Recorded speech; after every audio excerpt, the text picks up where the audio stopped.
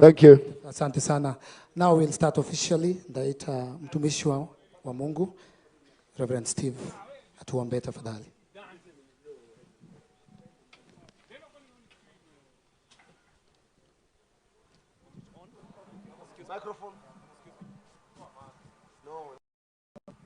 God is good all the times. Bwana Yesu asifiwe. Hamjambo. We pray. Baba wetu wa mbinguni, tunakushukuru kwa wema wako na fadhili zako nyingi. Tuwasema ni asante kwa ajili ya kipawa cha kuwa hai siku ya leo. Tumekongamana hapa kwa ajili ya watumishi wako na viongozi wetu, na hasa kiongozi wetu Jimi Wanjigi, ambayo siku ya leo Baba wetu wa mbinguni anakuja kutupatia maono yake. Na akitupatia maono yake Baba wetu wa mbinguni, tuamkabidhi mikononi mwako. Tunaomba wema na fadhili zako ziwe naye. Tunaomba ya kwamba pamoja na familia yake utaweza kuwatendea mema, utaweza kuwapatia baraka zako, utaweza kuwapatia kibali, na ili Baba wetu wa mbinguni wawe na kibali kitakachochoka kwako. Tuwakabidhi mikononi mwako Yehova. Viongozi wote wa nchi hii tuwakabidhi mikononi mwako. Tuwakumbuka makamu wa rais. Tuwaombea wote viongozi ambao wameingia pamoja nao. Tuwakabidhi mikononi mwako ili Roho wako Mtakatifu aweze kuwa pamoja na wao. Baba wetu wa mbinguni, wapate roho ya kukuogopa, wapate roho ya kukutii. Na wao wakikutii Baba wetu wa mbinguni utaendelea kuwainua. Tuwakabidhi Safina Party mikononi mwako, uweze kuwapati kibali pamoja na wajumbe wote walioko mahara hapa. Baba yetu wa mbinguni, wape kimbali na baraka zako ziwe juu yao. Tunapoanza mkutano huu tunaomba baraka zako, tunaomba uanze nasi, na ili Baba yetu tukue tukijua kwamba ukiwa pamoja nasi tutakuwa washindi. Tuomba hayo katika jina la Mungu Baba, Mwana na Roho Mtakatifu. Asanteni. Tunasema ni asante, ubarikiwe. Mara nyingi tunasahau kubariki watumizi wa Mungu. Tumbariki tafadhali, si ndio? God bless you. Without any much ado, nataka to welcome all our delegates. DJ, unanisaidia ku welcome delegates tafadhali.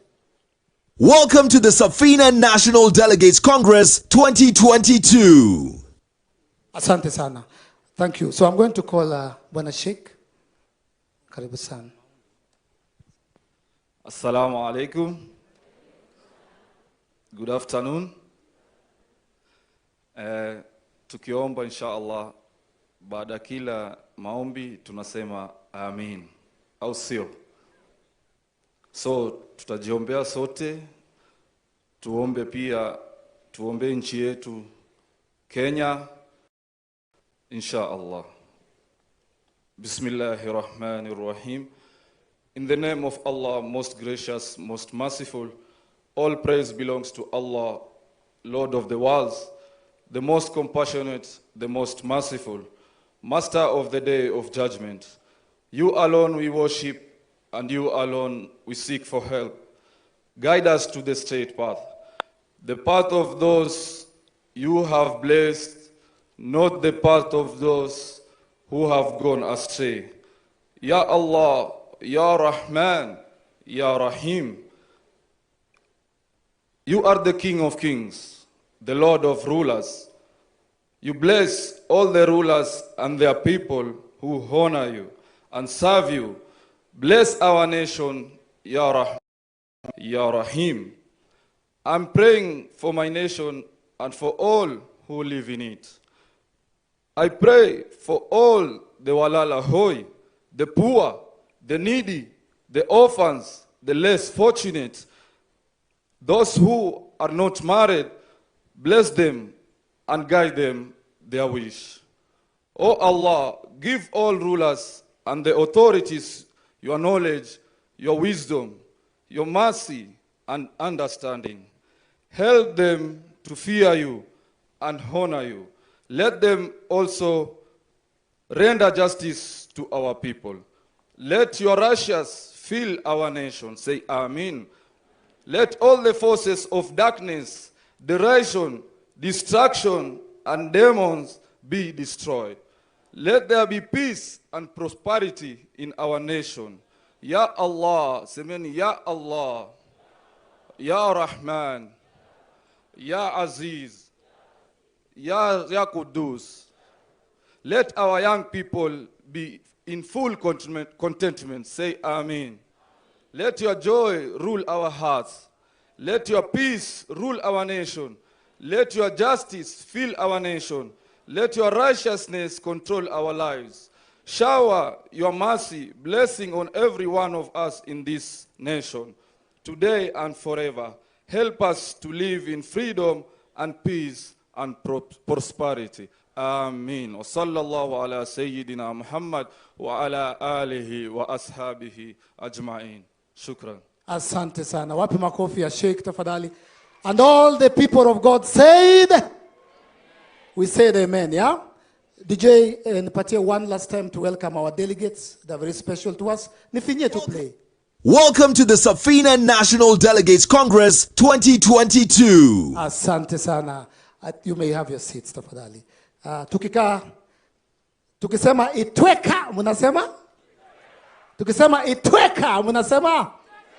Our candidate will explain to us more, but it simply means breaking away from one generation to the others. Ndio? While we are still in the presence of God, wacha niite one of our legendary musicians akuja tubariki alafu tuanze officially. Ndio? Delegates, hiyo iko sawa? Hiyo iko sawa?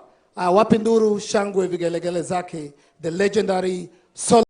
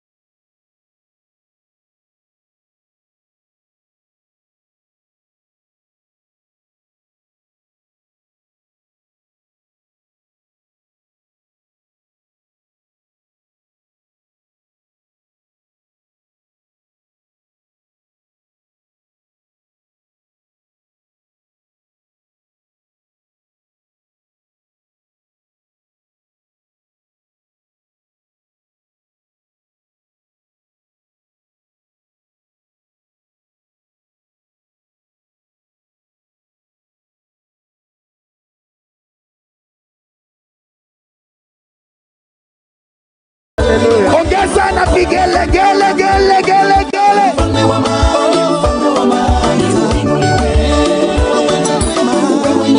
Weka juu twende twende. Wapi vigelegele kwa Yesu? Inua mikono yako hapa mbele, sema neno hapa mbele. Nyosha mkono wako huko mbele. Nenea wakuu viongozi neno. Mungu awafanyie njia pasipo na njia.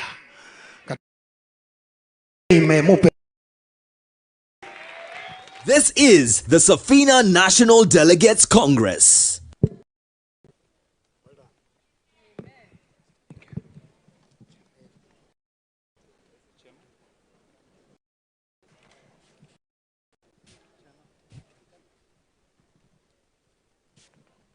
Wapi makofi ya Solomon mkubwa tafadhali. Ubarikiwe sana. Tukisubiria DJ tunasema itweka. Itweka. Itweka. Na tukisema Safina. Tukisema Safina. Tukisema fagia wote. Tunaomoka na Jimi. Ladies and gentlemen, delegates and the entire Safina Party fraternity, please put your hands together for the Safina Party chairman, Duncan Nyale.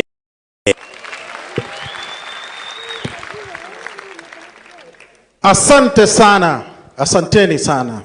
Kwa majina naitwa Duncan Nyale, mwenyekiti wa kitaifa wa chama cha Safina. Tunataka kuingia katika sherehe maalum ya kongamano hili. Lakini ningeomba Mheshimiwa Rais mtarajiwa nipe dakika kidogo tu nizungumze na Wakenya. No, asante. Nimepewa dakika 2-3. Mimi nataka kusema hivi. Tumefika wakati wa liberation ya 3. Na kusema kweli tumechelewa. Niulize swali. Ni mtu msafi katika kama? Hakuna. Hakuna mtu msafi kama mtu tumbo imechafuka na anaendesha. Gani?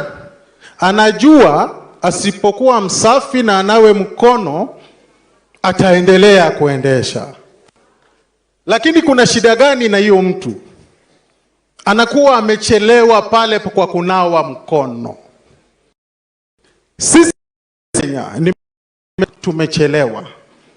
Tumbo imechafuka. Sasa tutasuluhisha namna gani? Ni lazima tunawe mkono, lakini kunawa peke yake ya kutoshi. Lazima tupate dawa. Na hapa juu hapa dawa ya Kenya iko hapa. Tafadhali. Mheshimiwa Jimi Richard Wanjigi ndio dawa ya Safina. Fagia wote tuomoke na Jimi. Asante sana. Nataka kuzungumza kwa wale watu wa Amerika wetu, wale tunasema youthful population. We are the majority in this country. Nataka mababu zetu walipigania uhuru nchi hii, wakauawa kwa yetu. Mababa zetu wakapigania demokrasia, na tukifika hapo naomba tumpe party leader wetu makofi ya kilo. He has suffered for this country. We are now on the cusp of the third liberation, which is the economic liberation. And this is where the convergence of Mheshimiwa Jimi Richard Wanjigi na chama cha Safina tunapatana. Wakati ni sasa. Mheshimiwa anasema it's an itwika moment. Ni wakati wetu kama vijana. Tunajua kiafrika ni tabia mbaya vijana kuachia wazee wafanye kazi kama tumekaa. Hawa wako hapa kutuelekeza, kuongoza, lakini kazi itabidi tuifanye. Kwa hivyo ombi langu, ni kwamba sisi kama vijana tuamue kwamba tuna na azma ya economic liberation ya Kenya kupitia Mheshimiwa Jimi Richard Wanjigi na chama cha Safina. Kwa sababu gani? It is our time wetu. It is time to fagia wote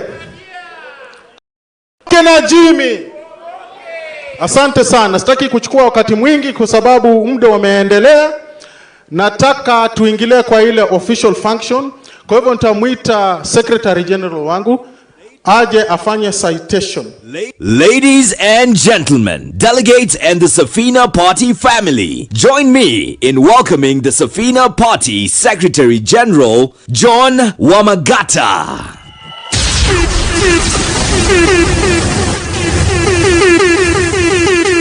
Kwa majina naitwa John Wamagata, mimi ndio Secretary General wa Safina na ni mwanzilishi wa Safina. Niliingia Safina 1994 na sijawahi change any party.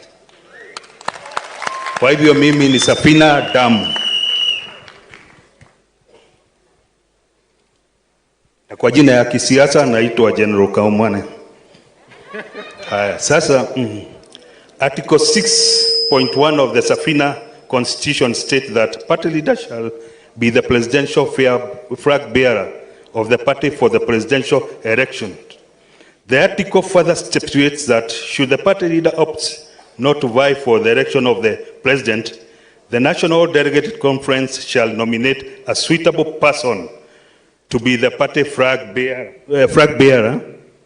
The National Executive Council received communication that the party leader shall not vie for the presidency, and further received further expression of interest to vie for the president from Hon Jimi Wanjigi.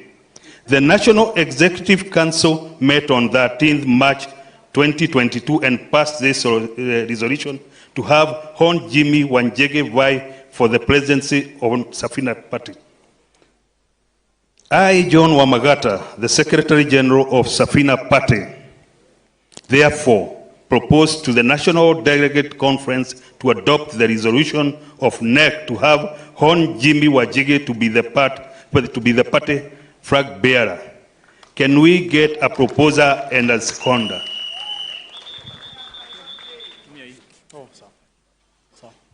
Thank you so Thank you so much, Bwana SG. Thank you so much, Bwana SG. We need a proposer and a seconder so that I can move the motion to publicly endorse our candidate. There's one there. Kindly hand over the mic.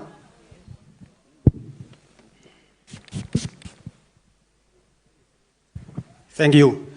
I, Nicholas Nyamweya Mark Botongore, Safina Delegate number 21, from County 045 Kisii,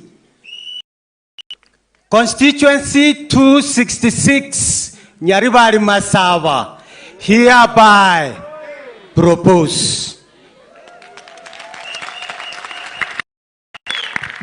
Can we have a seconder? Thank you. There's a lady on this side. Where is she?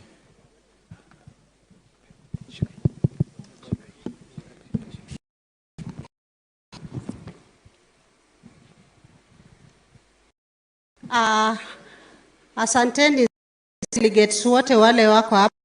Ninakubaliana na ndugu yangu Kisii. Sisi kama tumekubaliana, mimi nimesupport Mheshimiwa Jimi Wanjigi peperushe bendera ya Safina. Mheshimiwa Jimi Wanjigi, Safina tumetoka tangu 2013 na mzee Paul Mwite. Tuko na ofisi hii Western Region, tuko na ofisi Kakamega, Bungoma, Busia.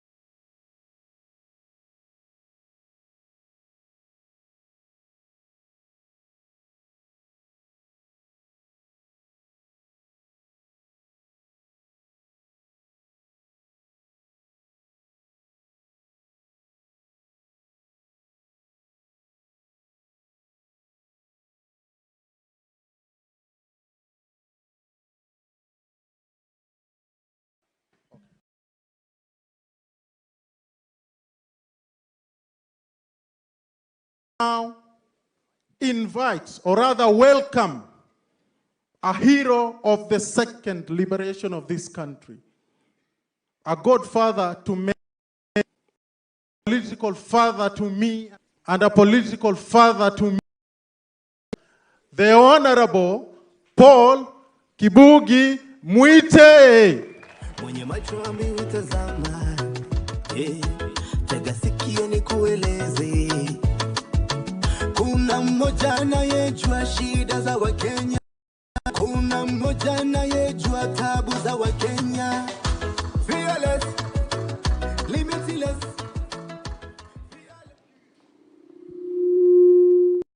Start by thanking all honorable delegates for being able to be here at this important function. Thank you very much. I also wish to acknowledge and thank the honorable members of parliament who are with us. We appreciate your presence a lot. And I want to acknowledge, appreciate, and thank the Deputy President of the Republic of Kenya for honoring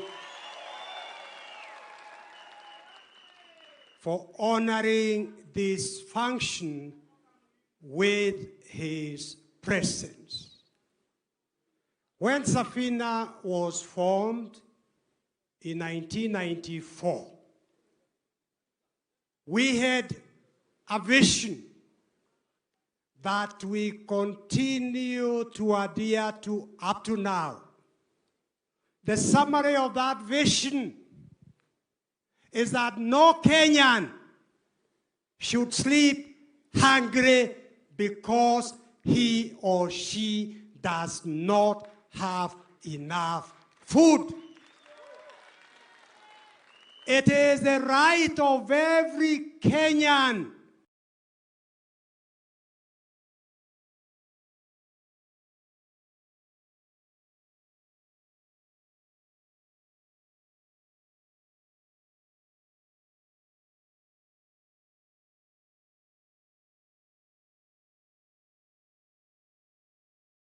vision. It is the right of every Kenyan to have access to clean water. It is the right of every Kenyan to have access to affordable health care, to have access to affordable education for their children. In a word, every Kenyan deserves a chance. That is our vision. When you look around, even the middle class, the engineers, the doctors, lawyers, they are struggling to sustain their families. It is not the way it should be. University lecturers are struggling to buy a car to pay house rent. The first liberation before 63 attained liberation. We became independent. The second liberation, for which many of us sacrificed and suffered for, achieved the 2010 Constitution. This third liberation that is beginning now is to liberate Kenya economically and socially. We want every Kenyan to live in dignity and free from want. Every Kenyan needs a decent house to live in with their families. That is the vision we have. And for those of you who may be wondering why Safina is aligned economically, socially with the UDA, it is because of the vision UDA has for this country.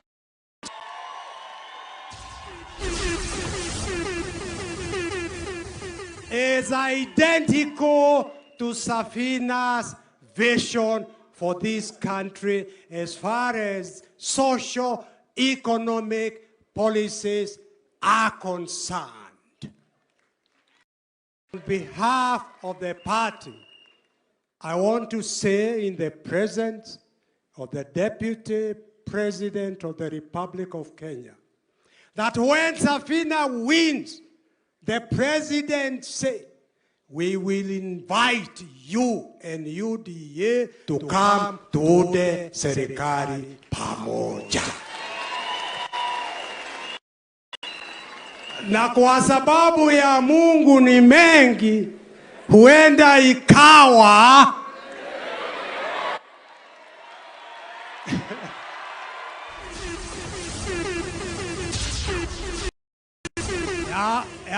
ya Mungu ni mengi. Mukishida pia mutualike. Tutakuja tuunde serikali pamoja. I thank you. God bless you. God bless Safina. And God bless our beloved country. I have no doubt that the journey begin ya kuinua hali ya maisha economically, socially for a majority of our people. I thank you. God bless you. Thank you. Kuna chama moja, chama ya Wakenya, chama ya wazee, chama ya vijana, chama ya Wapi makofi ya Mheshimiwa Paul Mwite, a living legend, our second liberator hero. Now I'll request all the delegates to angalie screens. There's a video for us.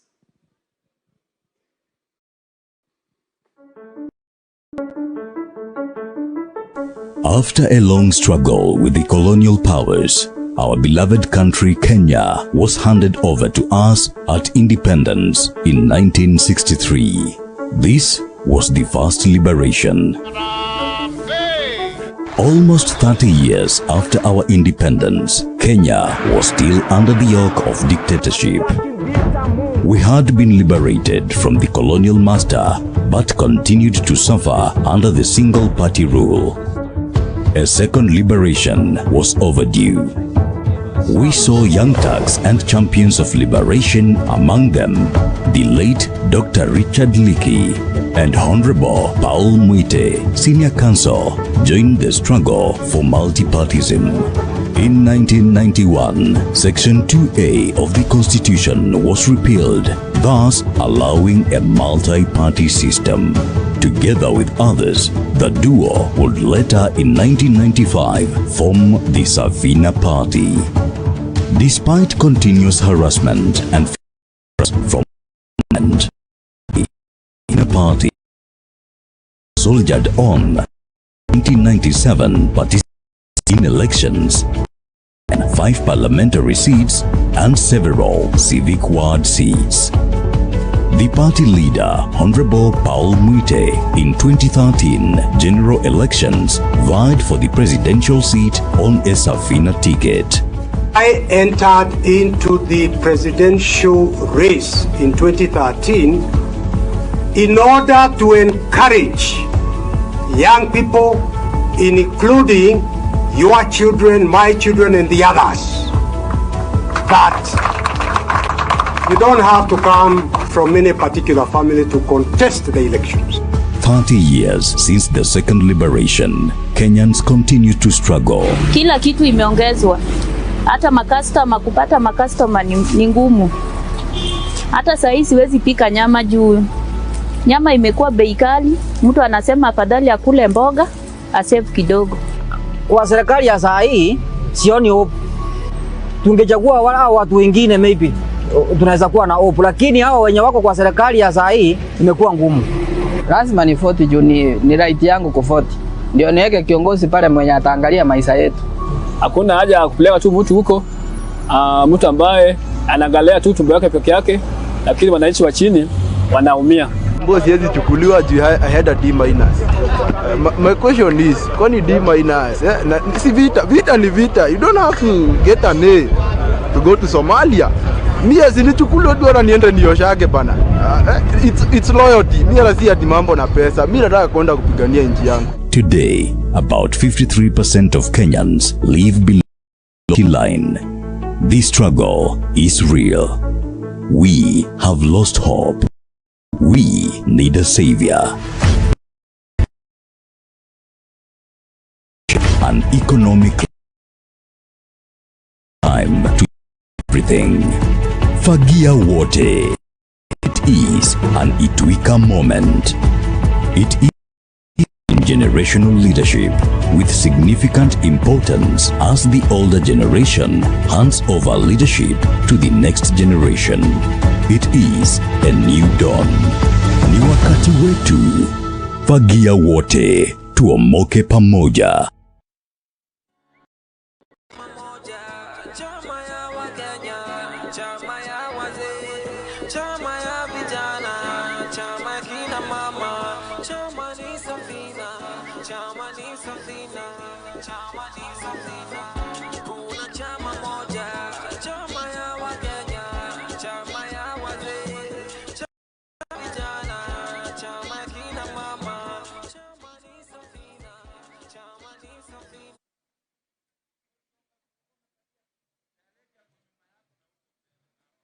Okay, I'll now call upon three of us to give endorsement statements. I'll start with Frederick Mwirigi. You are, please. Come. Makofi. Shemo Sili, be on standby. And Wamboi. Thank you.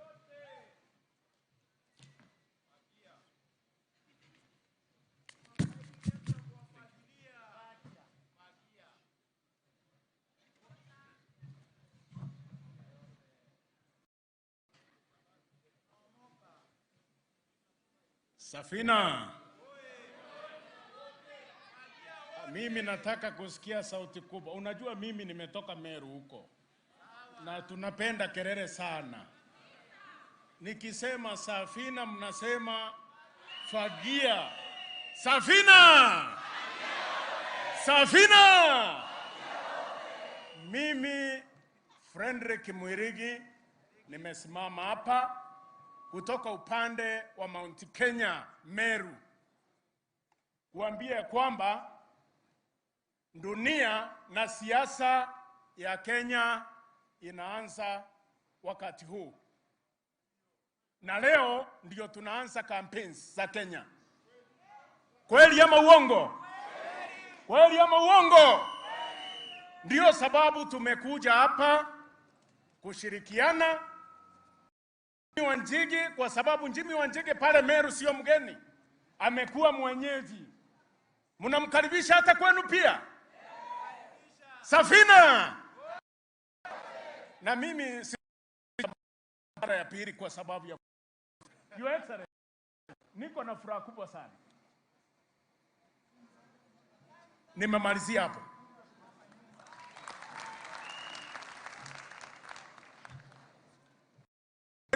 I'll now call on Shem na tafadhali be brief kwa sababu ya wakati.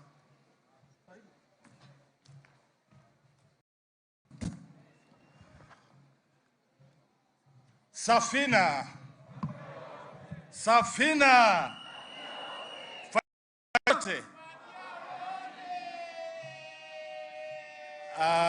Asanteni sana. Sitakuwa na mengi la kusema leo.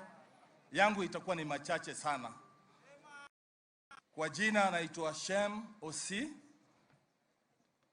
Nimefagiliwa nikajikuta niko kwa Safina kwa ajili ya chama kutoka kule Homa Bay County.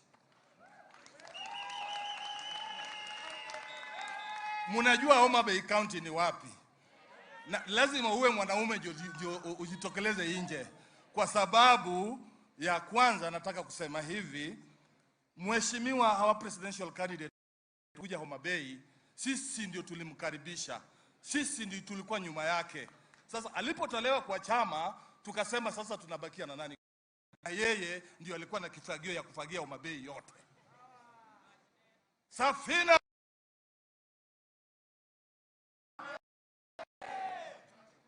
ingine ya pili, nitasema machache sana.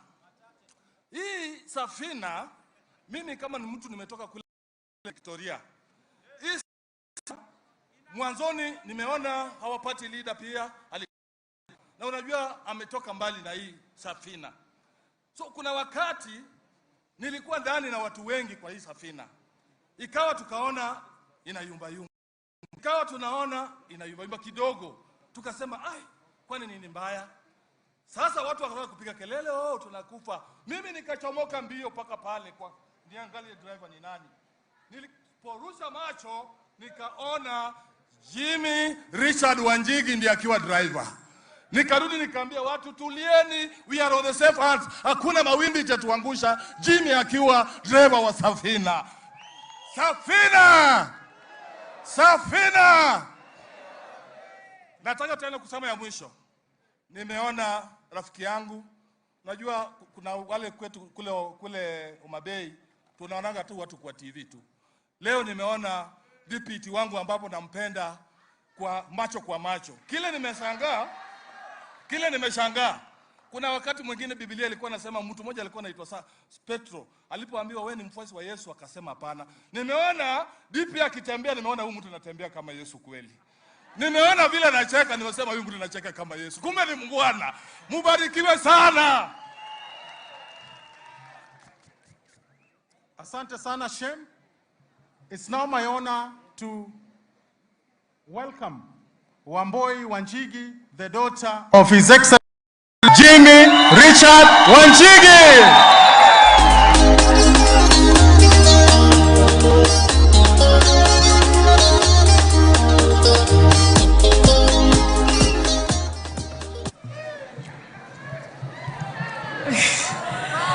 The Deputy President of Kenya, Safina Party Leader, Honorable Paul Moite, distinguished guests, it is a great pleasure to be here for the Safina Party National Delegates Conference to lend support for my father. You have to excuse me a bit as I'm a bit inexperienced with speech writing, so I apologize for that. I'd like to start by saying that one of the greatest and most important lessons my father taught my brother and I is to always believe in our dreams and pursue it with passion. A lesson in which I see him achieving every day. My father's dedication not only to our family but to his work is one of the qualities of leadership and wisdom. With that being said, I'd like to introduce the next 5th President of Kenya, Jimi Wanjigi.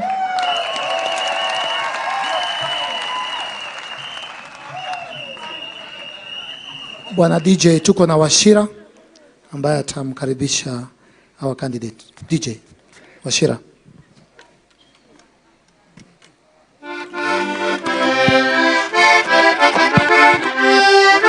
Let's be upstanding and welcome our President, His Excellency Jimi Richard Wanjigi. And now, let us be upstanding to welcome on stage the Safina Party presidential nominee for the 2022 August general election, Jimi Richard Wanjigi.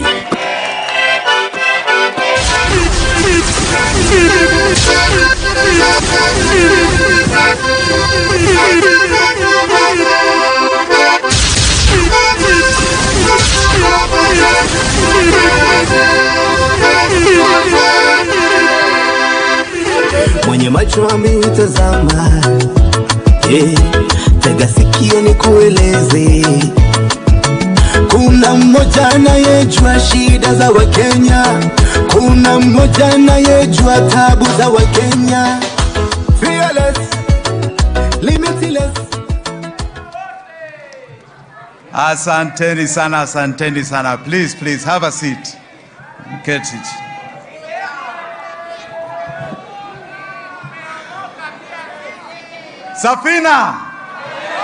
Safina.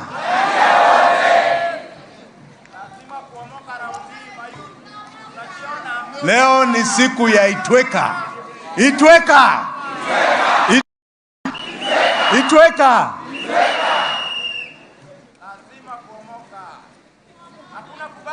My party leader, the entire party leadership,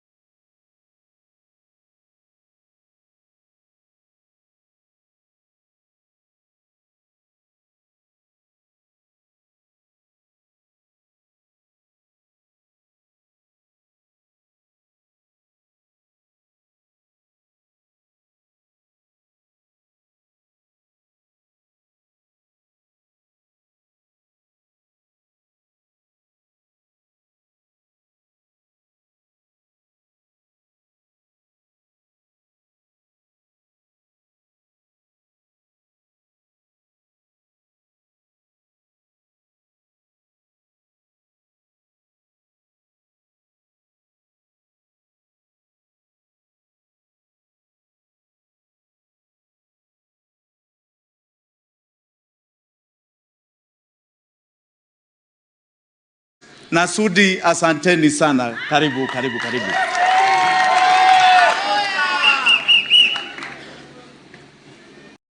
I want to thank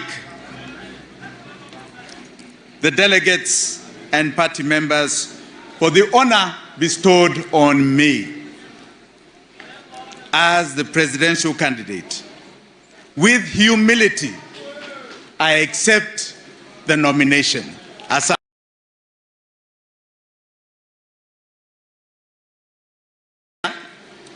Which I'll try and make short.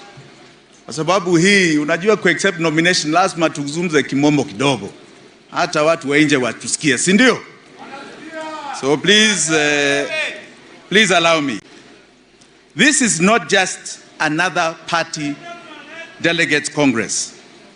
It is the day marking a turning of a new leaf for our country, a new chapter.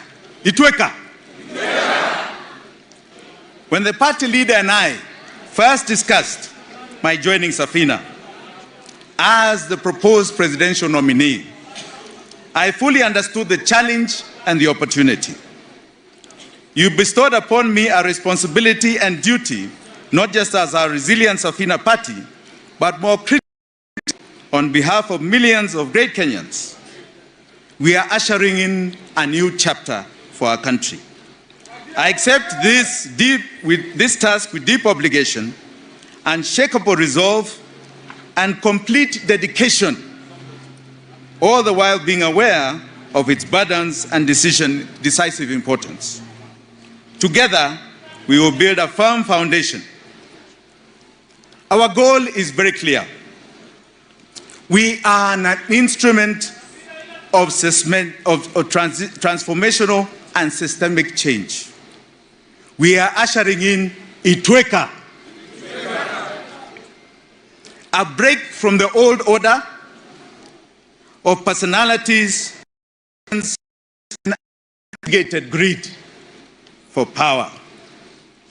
It is our resolve to give our country a different leadership, to cement a progressive, irreversible gains in our governance and institutional arrangements. The system must be reset to ensure no one is left behind. Every Kenyan, every community, every corner of this country must enjoy the of our individual and collective sweat. We must have total victory. I repeat, we must have the 99% of Kenyans have total victory August 9th, 2022. Itweka.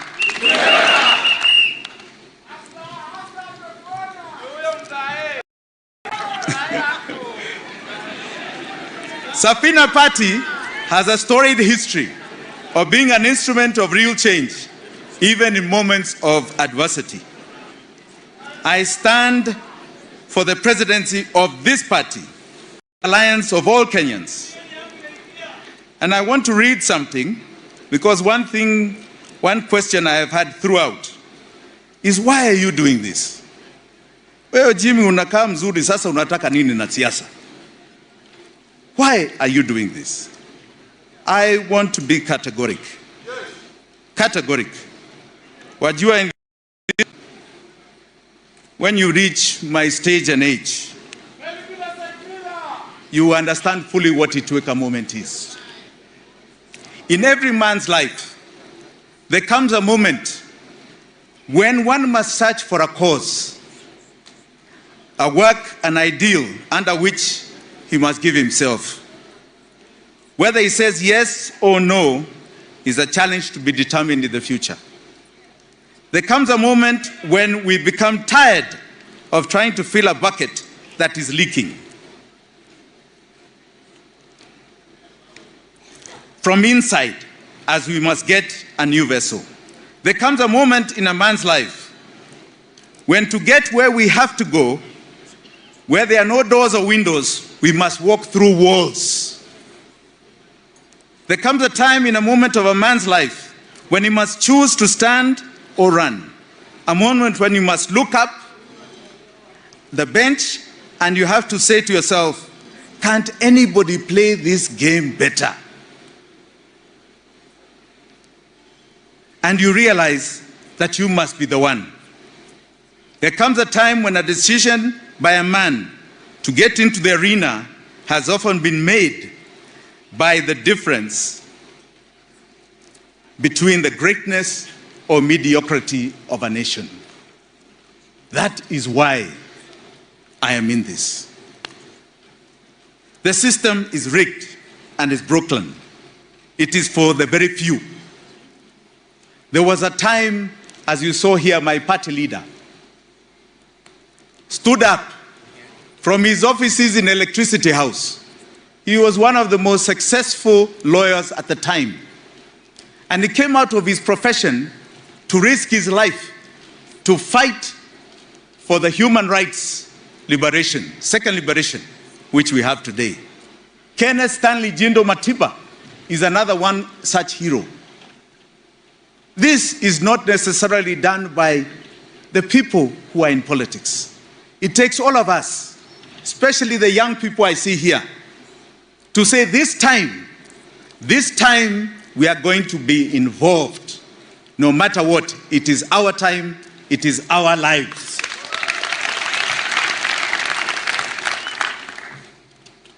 Kenya is a country of firsts.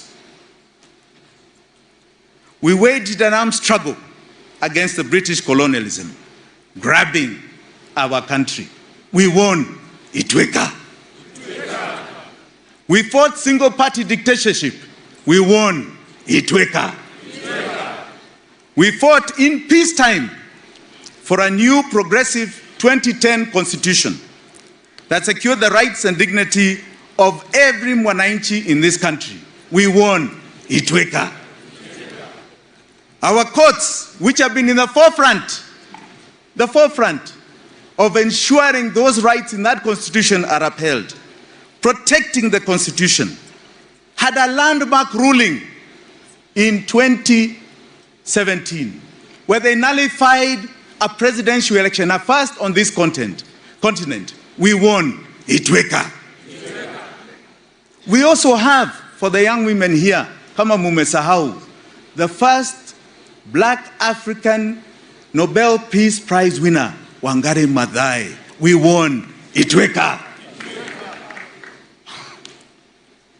But Kenya is at a peril. Despite all these national milestones, repeated government failures have brought the country to its knees. At independence, we inherited a very dangerous virus, kama hii corona. It has been mutating in every election cycle since 1964, taking different names, taking different colors, taking different shapes. The generation of the original virus is positioning itself to mutate into a third variant. Virusi hatari. It is another 60 years of slavery and deprivation in the making. Hatari iko mbele yetu. Our concerns must be with the future generations. The world is changing. What platform are we giving them? The old order must die. It must be wiped out. We must end transactional politics. Itweka. Our country has been mortgaged to crippling debt, killing economic activity, incomes, opportunities for our young people. Our young people have lost purpose. They cannot see their future. Kweli ama si kweli? Kweli ama si kweli? Their dreams and aspirations have been shattered. Kweli ama si kweli? We must never pay a debt that has been borrowed so that people steal. Kweli ama si kweli? Cent must be accounted for. There's out there ya kwamba Kenya is the wealthiest nation in Africa. Mumesikia hiyo? Out of, let me give you some bare facts. Out of 17 million employed Kenyans, 17 million, munashika hiyo? Only 79,000 earn 100,000 shillings a month. 100,000 shillings a month. That is less than $1,000 ulimwengu. That is 0.5% of the people of the workforce of Kenya who earn 100,000. Sio ni aibu sana? Out of every 100 Kenyans, 53 today cannot put food on the table. Hiyo ni aibu ama si aibu? We are talking about fellow Kenyans. There was a time, it was 38, not too long ago, 10 years ago. In February of this year, in 2020, the central bank governor, ili wasiseme we are distorting their mouths. The central bank governor faulted the country's economic structure, which has been delivering growth without job creation or rising income. Yani unaonesha GDP is rising, but the jobs and rising income do not exist. In 2020, the national census data puts unemployment rate at 39%. Yani, in figures, 5.4 million people do not have jobs. This is courting a national socio-economic disaster. Kenyans talk about corruption. It is not corruption. This is called state capture. Itweka. Today's Business Daily ya leo inasema out of a survey of 146 countries in the world of unhappiness, yani the top being the happiest, the bottom of 146 being the unhappiest, Kenya iko 119 unhappy. Mumejaribu 119 unhappy. Kwa nini? The biggest single reason is corruption. Corruption. State capture. The state has been taken over by economic terrorists. washindwe, washindwe, washindwe, washindwe.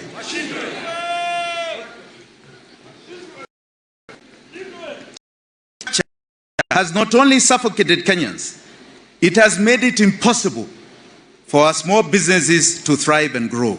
It has captured and stolen our health, our education, our livelihoods, our social security. It is parasitic, predatory, virus, virusi. It is cruel. It has no human face. We have suffered the chain of governments and leaders who do not and have exercised very poor judgment. Kenya now is at a pivotal moment. With a unity of purpose, we defined in its economic and political landscape. This is the defining moment. The country is now in need of bold, visionary, caring leadership. Caring leadership. Itweka. Itweka. Itweka. Itweka. The problems we face are the product of 60 years of political governance failures. In the African culture, Itweka, kwa sababu ni lazima labda nyinyi hamjui hii ni nini. Itweka is a revolutionary call to change leadership from one generation to another. When life has become unbearable, see, it's unbearable. From an old leadership to fresh leadership. Old ways to new ways. Kubembeleza, unajua revolution si ya kubembeleza. We have had a national decline of our nation. The tools of yesterday cannot meet the needs of today and tomorrow. This national decline, rather than national greatness, has spoiled this God-blessed nation. We need a breath of fresh air, of progress and determined dedication in our motherland. We are in the midst of a historic moment. We must chart this radical course. This is beyond business as usual era. It is a moment of bold, forward-thinking leadership. A time to say no more. A time to say resilience, innovation, competitiveness must meet the needs of this nation. That should be the cornerstone of our leadership. Economic security is national security.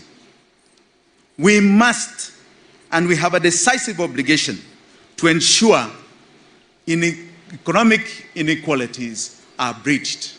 Social mobility must be breached. Of having a country of 1% billionaires and 99% poor people. Kuna maana? Haina haja hata kidogo. Look at our SMEs. We are going to partner with the private sector to develop a conducive environment for growth and investments in manufacturing. We are going to break down the cost of doing business, improve and reduce the regulatory demand that stifles the growth of SMEs. Ati unaambiwa you need 1,000 licenses to start your business. Will be record-breaking. In a record-breaking period, will attract new productive investments. A lot of this we'll talk more when we come to manifesto. In agriculture, I want to just explain a little bit here about the disparities. In agriculture, agriculture contributes 34% of what we produce in this nation, GDP. Lakini ni vizuri mjue, kwa hela to the exchequer, it is only contributing 2%. 2%. Over a third of what we produce, only 2% is going to the exchequer. In contrast, manufacturing contributes 8% of GDP. Imeshuka chini. In 2012, it was 17.5%. And contributes 17.5% of revenue. Umeshika hiyo na Deputy President. Najua huku kwenu ni majani chai. Na majani chai na chaka mjue. Si mnajua ketepa? Ketepa, if you go to where the Deputy President comes from, and Isaac Ruto here, Mheshimiwa, you will see the farmers, women and young people especially, picking tea all day, hata kukiwa na mvua. Hiyo ketepa chai goes through a little process in a factory hapa Kenya. Lakini what you don't know ni ya kwamba hiyo chai inaenda Ulaya, inaenda Dubai. From Dubai, it comes back in a tea bag ambao nyinyi mnanunua hapa. Na imetoka hapa. Ketepa tea, none of it is manufactured here. That is how sad this story is. Very sad. Cheap and reliable energy must be a key driver for economic productivity and competitiveness.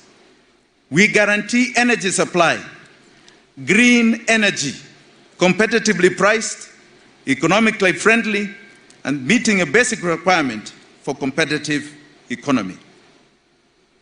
Our energy will be focused on 4 objectives: secure, plentiful, diverse energy supply, robust, reliable infrastructure, competitive and stable energy pricing. We will aggressively pursue opportunities presented by the global decarbonization agenda, including green hydrogen and its derivatives.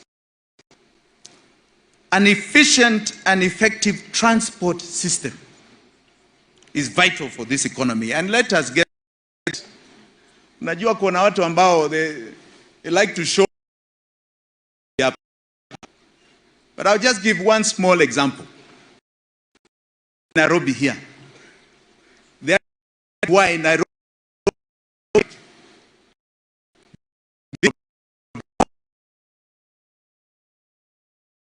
iko ndani katikati Nairobi. So government services, everybody. The second ni transit, matatus. Ukitaka kutoka hapa Bomas kwenda Embakasi, you must go to town, unabadilisha matatu, unashika ingine. Hapo ni kweli ama si kweli? That congestion causes that traffic. Instead of building a highway in the middle of the city, all we are going to do simply in hivi is do ring roads. Si mnajua ring roads? Ukiwa hapa, ukitaka kwenda Embakasi, you don't need to go to town, unaenda tu. Ukitaka Westlands, iko upande huu. Ring roads solve traffic problems. In China, there's a place called Shanghai. Mumeshasikia huku? Huku Shanghai, iko na watu 18 million. Hakuna jam. Hakunanga jam. 18 million. Jam saa 3 asubuhi na saa 6 usiku is the same. Kama kazi yako iko 15 minutes away, it is 15 minutes away saa 3 asubuhi ama saa 6 usiku. Mmeshika hiyo? Life is the same throughout the day. 18 million people. Sisi ni watu wachache hapa, 4 million. Si tunaweza? Itweka.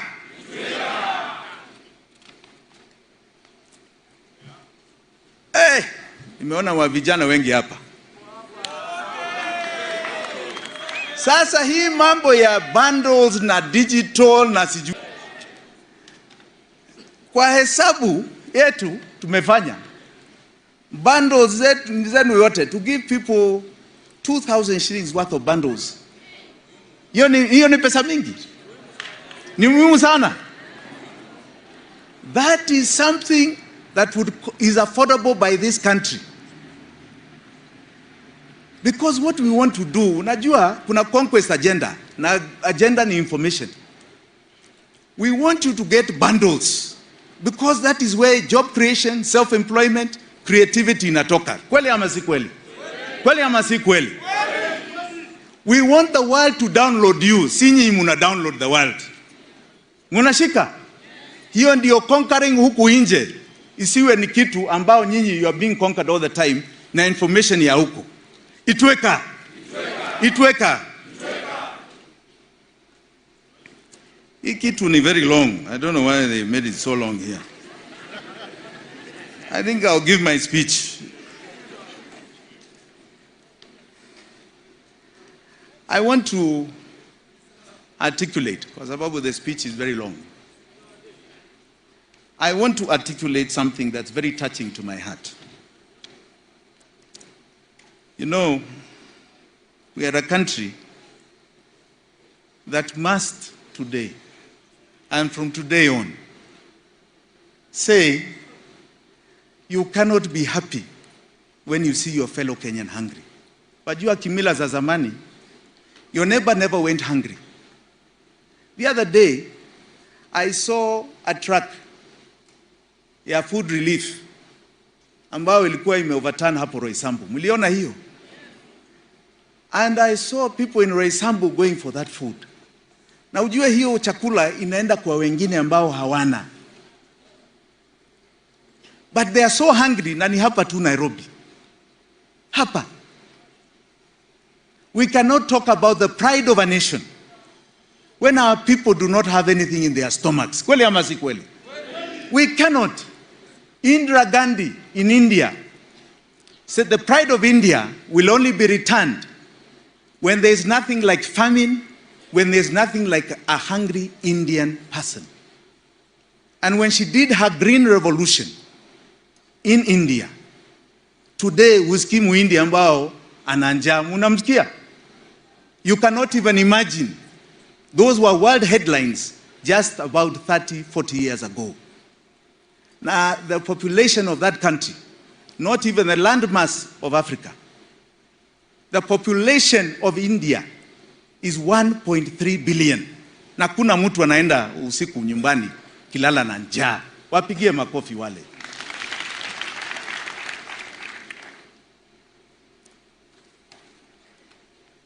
Let me talk to our skilled human capital. This is a globalized world.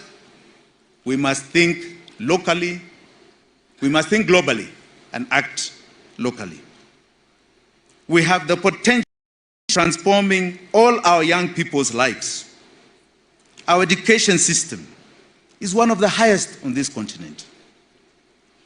We must bridge the gap between learning outcomes and future challenges. We must recognize this is a rapidly changing world. We cannot have children sitting on stones and dilapidated classes anymore. Itweka. Itweka. To the youth and women of this country, I want to talk to you with my heart. Gender parity and youth inclusion is a fundamental principle of sound governance, fairness, and equity. We will advance gender equity, women empowerment as part of our broader commitment to inclusive economic growth. There's a fair chance for everybody to have their share of our national cake. You are the young people, 76% of the population of this country. Itweka! Itweka!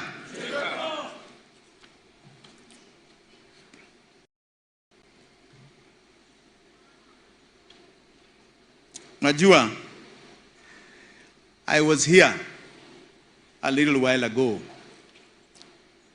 when ANC party leader launched my good friends what he called an earthquake moment. I want to give you the significance of the ark. The significance of the ark. we have committed that this is now the period of economic revolution. Every Kenyan must attain what is guaranteed and enshrined in Article 43 of our Constitution. Your social and economic rights guarantee the following. Amuskize, yani iko kwa katiba. Guarantees food in your stomach. It guarantees and says you have a right to education. You have a right to water and sanitation. You have a right to health. Let nobody act as though they are doing you favors kupatia hiyo nyinyi. This is not about favors. It is your right. It is your right.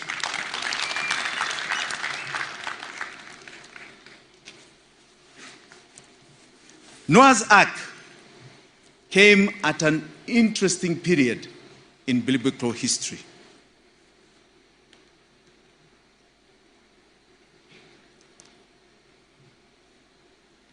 Noah was 600 years old. God released the rains that lasted 40 days and 40 nights, causing the floods. Noah and his wife and sons and their wives, along with animals, were taken aboard the ark. They were spared the flood and survived. But every living thing outside the ark was destroyed in the waters of the flood. The flood symbolizes the turbulent times and challenges a country is experiencing due to greedy and selfish decisions of leaders who lack vision for the future of their country. These decisions have led to the current sorry state of our wonderful nation, characterized by high debt, joblessness, and the high cost of living. These floods ushered in a reset in the world. I had my good friend Musalia Mudavadi say, earthquake, earthquake. What comes after an earthquake? Tsunami, tsunami. What comes with a tsunami? Floods, floods, floods. Na nani ataokoa inchi out of floods? Safina, Safina, Safina.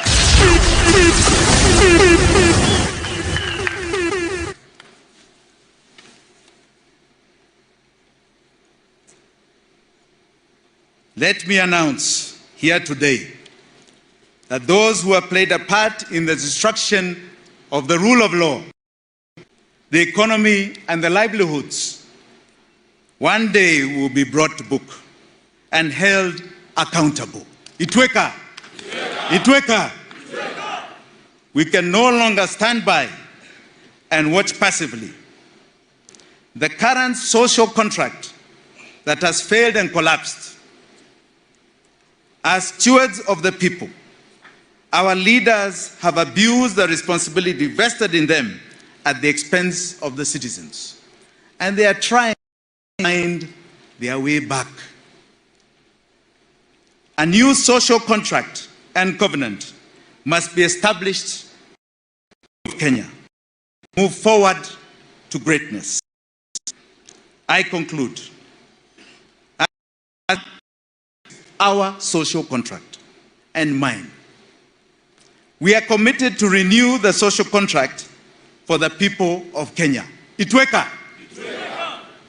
We will rebuild and social from the past. Itweka. Itweka. We commit to strengthen governance and accountability for the sake of present and future generations. Itweka. Itweka. We commit to take the time to rebuild our country after the flood of corruption and inequity. Itweka. Itweka. We will undertake to ensure that each and every Kenyan exercises their right to live a decent and dignified life as enshrined in Article 43 of our Constitution. Itweka, itweka, itweka. Asanteni sana. Demo version. Fagia. Demo version. Jimmy,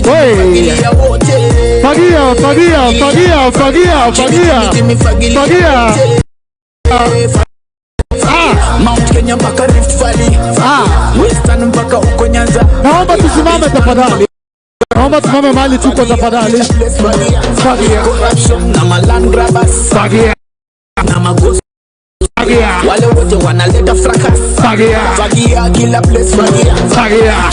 Jimmy fagilia wote. Fagilia. Naomba tafadhali tutoe kofia.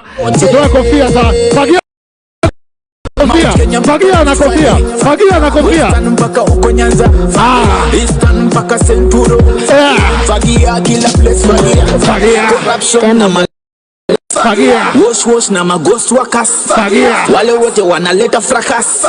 Fagia kila place fagia. Fagia kila place fagia. Wapi makofi ya Mheshimiwa Steve Mbogo tafadhali. Asante sana Mheshimiwa.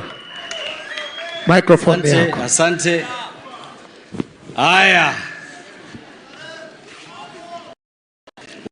Wapo. Safina. Now I want to teach you how it goes so that tunaenda pamoja. Si ni kweli? Nikisema Safina unasema fagia wote. Nikisema fagia wote mnasema tuomoke pamoja. Nikisema tuomoke pamoja, mnasema kwa njia safi sana. Sawa sawa? Haya twende. Safina. Fagia.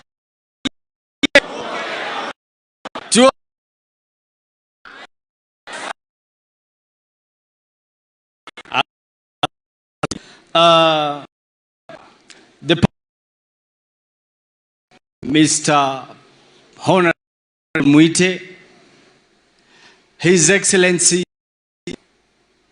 our aspirant, Jimi Richard Wanjigi, His Excellency, President of the Republic of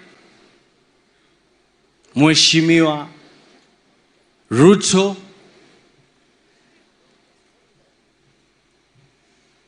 on my right, Her Excellency Nzisa Wanjigi, former chairman and the initiator of Council of Governors and also the party leader of Chamashinani, Honorable Isaac, Mheshimiwa Gachagua, the MP of Madira constituency, Mheshimiwa Oscar Sudi from Kapseret, Mheshimiwa Didmas Baraza from Kimilili, Mheshimiwa Kimani Ichung'wah, Member of Parliament Kikuyu, Mheshimiwa Kate Waruguru, Member of Parliament Laikipia, the Chairman, the Secretary General of Safina Party, and all the dignitaries. Hamjambo. Pamoja with the beautiful delegates and the beautiful Kenyans in the house. Hamjambo.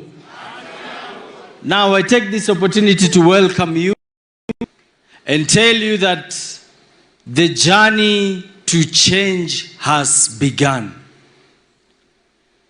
It is said that change is inevitable. And if you cannot change, change will change you. So I want to take this opportunity to recognize also the leaders, the delegates from all the regions. Maybe we will just wave. We have leaders from the coastal region and people from coastal region here. the delegates. Asante. We have Upper and Lower Eastern Nyumba. Asante. We have Northeastern Kenya.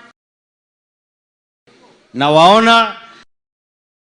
Mount Kenya, the people of Kenya.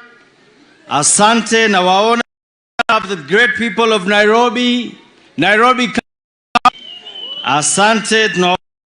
We have Western and Nyanza. Asante, asante, asante. Okay. Yangu yatakuwa machache.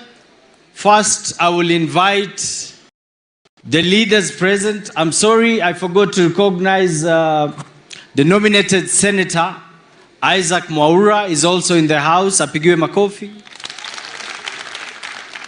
And because of that, we will go quick because of time. I will invite, we will start with Isaac Mwaura to speak on behalf of the senators in the house. Karibu Mheshimiwa, just a quick word with the people. We keep the promise, tuomoke pamoja, omoka na Jimi, wa Kenya. We keep the promise. Safina, UDA, UDA. Thank you very much.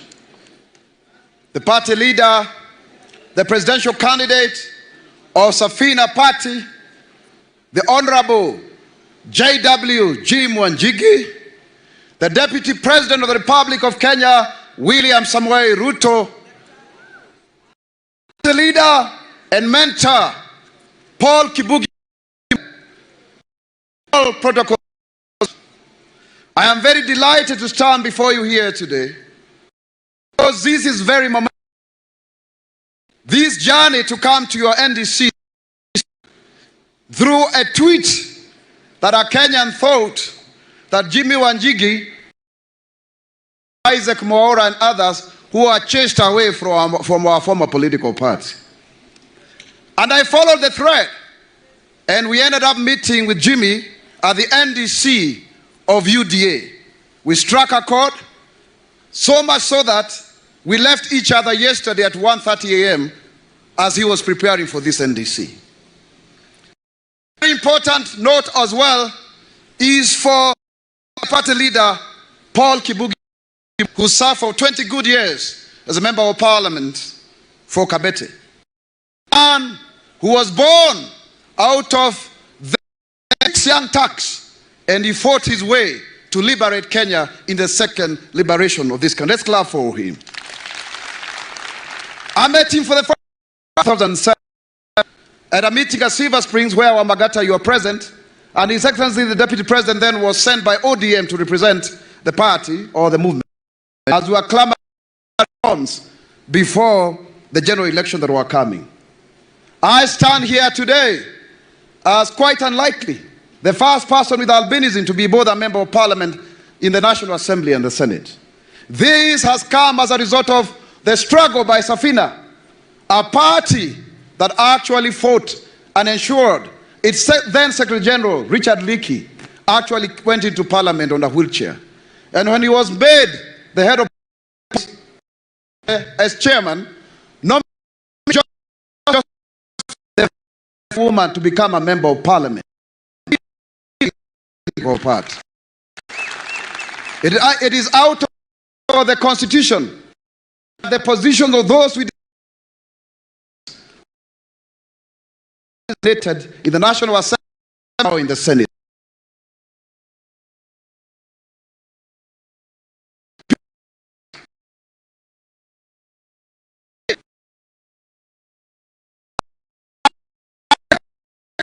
Itweka.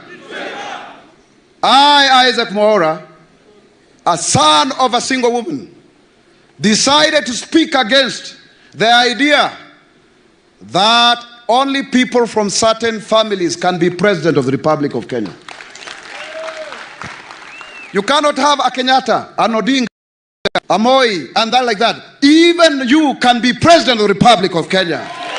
It is possible. So Jimi Wanjigi, your dreams are valid. As a result, just like Paul Mwite and others did, we are the new left.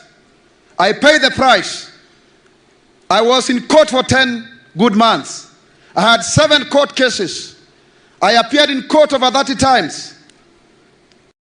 Dismissed, chased out of parliament like a dog on 7th of March.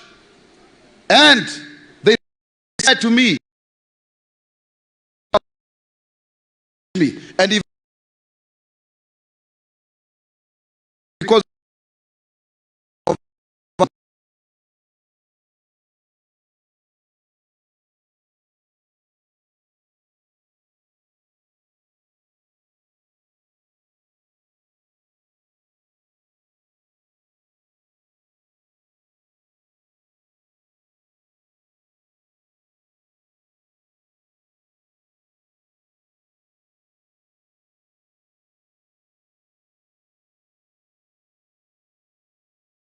I'm obscure.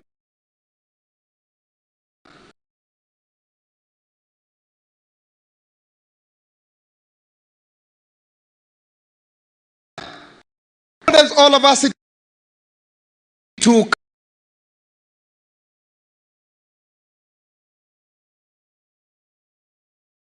together.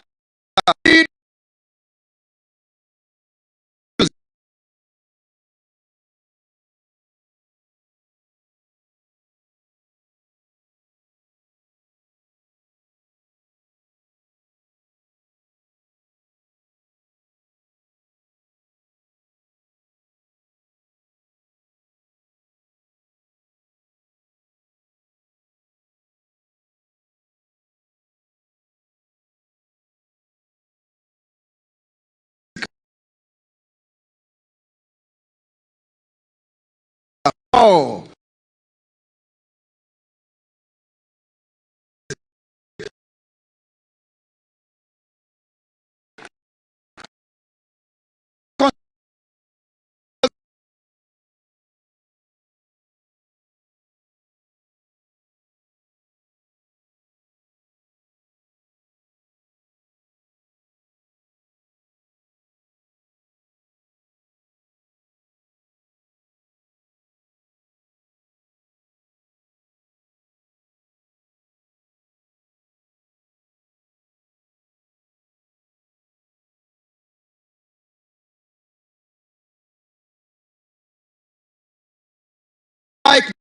Because the strength. Thank you.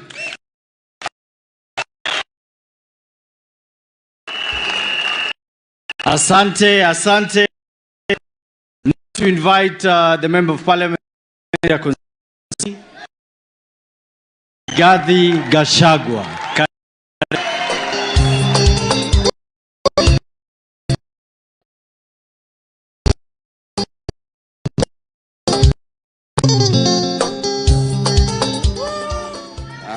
Thank you very much.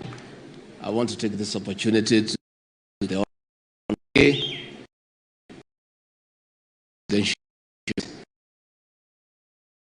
congratulations.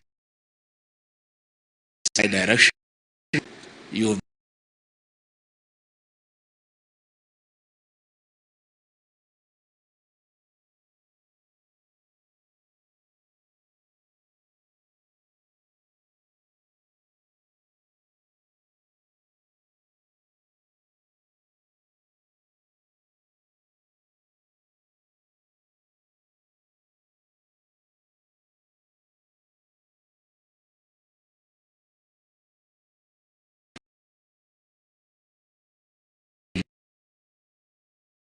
so that we look at numbers, because it all on the 9th of August this year, the numbers will make a decisive action in this country, and we begin the journey for economic liberation.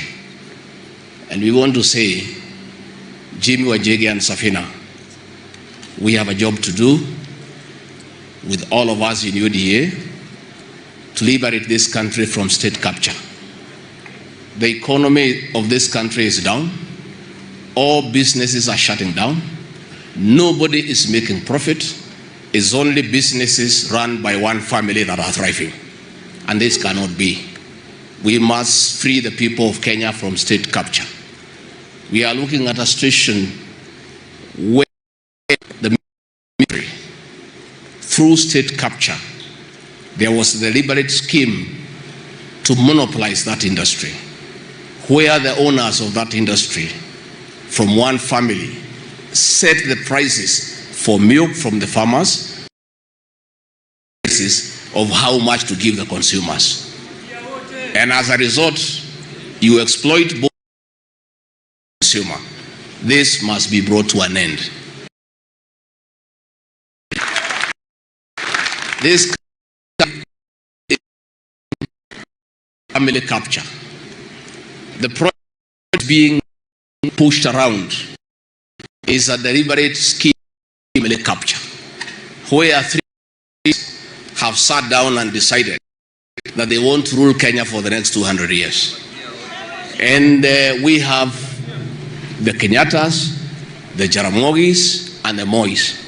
And these three families have been sitting down and saying, despite the fact that the presidency of Mwai Kibaki was the most celebrated in terms of economic empowerment, in terms of empowering people, those three families are saying that the Kibaki presidency was indeed a mistake. What should have happened is that the three families should continue exchanging. We had the Kenyatta, we had the Moi. They say the Kibaki was a mistake. Now we have the Kenyatta. They want us to go to the Odinga.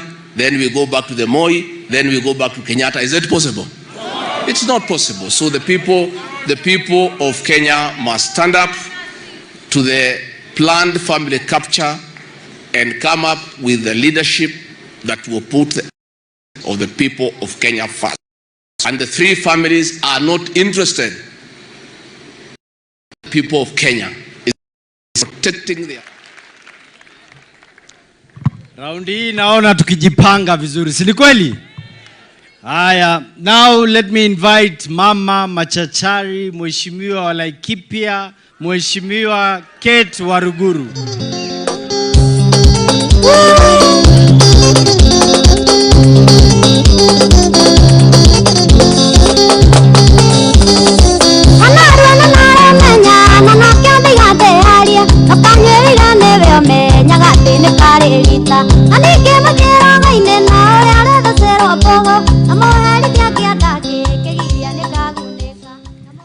Your Excellency, my good friend Jimi Wanjigi, Mheshimiwa Paul Moiti, Senior Counsel, the Deputy President of the Republic of Kenya, Your Excellency William Samoei Ruto, Delegates, hamjambo. Hamjambo tena. Allow me you two to take it up from the Honorable Rigathi Gachagua to congratulate the Honorable Jimi Wanjigi on your appointment today. We are gathered at this dome today because we believe in your ideologies. Safina Party, you have been very vocal from the very day you've started in the ODM party, fighting for the third liberation of the Republic of Kenya. Allow me to join you today, standing here and speaking on behalf of millions of young men around the Republic of Kenya, to tell you both and the Deputy President, that we Kenyan youths, we are damn tired ya kubebwa ufara katika serikali ambayo tuko nayo. Allow me to join you in this conversation. Our forefathers fought off Mzungu. They fought for our land. They fought for education. They fought for healthcare. And we had the likes of the Honorable Paul Moite fighting for multi-partyism, fighting for 2010 Constitution. And the biggest question I ask myself today, I, Kate Waruguru, and many young men below the age of 40, what are we going to stand for in the revolution, the next revolution, in the current crisis, as far as economic revolution is concerned? Allow me, ladies and gentlemen, to invite you into this conversation. This is non-partisan. This involves every young man, regardless of the political party that you are affiliated to. We are in a Fuliza nation. We are in a country where majority of our young men do not have jobs. both formally and informally. And we are saying that it is our time. We are the majority. We and our women and our mothers, we are saying there is no change for us without us. We must be on the table. And the conversation as it goes, we are saying, we women, we young men, what do you have for us this afternoon? The Honorable Jimi Wanjigi and the Deputy President of the Republic of Kenya in the UDA party. I'm inviting all of us to walk into this journey with our heads high. We fight for our space. Majority of our young mothers who do not have jobs, who do not have vibarua, mama fua, boda boda, mama boga, hata wale wanarandaranda kule kwa mitaa. Tunasema serikali ni yetu sasa. Na wakati wa kusema hatubebewi akili ni sasa. Wakati wa kusema tumepewa mwelekeo ya kutosha. Tulikuwa kule Sagana 3, tukasikia tumeambiwa safari ndio hii, barabara ndio ile. Mimi nitamaliza kwa kusema hivi. The Honorable Jimi Wanjigi, you are very right. From the time Mzungu left this land, we have had the Odingas, we have had the Kenyattas, and we have had the Mois. When are we going to get a chance to get one of us as the President of the Republic of Kenya? When we talk in this conversation, we do not mean that we want people to be poor so that we can celebrate you. We are saying, come as you are. If you have a heart to help, you have a heart to serve, you have a heart for change. And that is why we are saying, if it is time for liberation, then we must join in. Bring like-minded people together. The same way today we have Jimi Wanjigi, we have William Samoei Ruto, and we have other great Kenyans gathered here. And we are saying it is Itweka moment. Thank you very much. Asante Mheshimiwa. And because of time, I'll invite back our presidential candidate, His Excellency Jimi Richard Wanjigi, so that he can invite the other dignitaries. Karibu Mheshimiwa.